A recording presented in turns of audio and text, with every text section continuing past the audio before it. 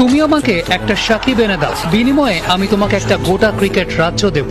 Australia বলে আমাদের একটা স্মিথ আর একটা স্টার্ক আছে, বাংলাদেশ বলে আমাদের একটা সাকিব আছে। উন্নাসিক ইংল্যান্ড আক্রমণ সাজায় ভাড়া করা স্টোকস আর আর্চার দিয়ে।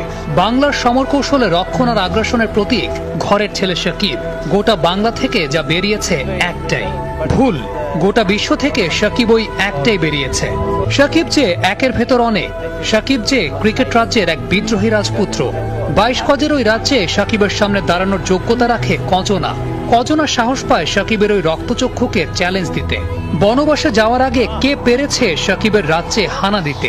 কজনের সামর্থ্য হয়েছে গত এক দশকে রঙিন পোশাকে সাকিবকে ছুঁয়ে দেখতে? কেউই পারেনি, কারো সামর্থ্য হয়নি, কারণ সুপারহিরোরা সাধারণের কাতারে নামে না।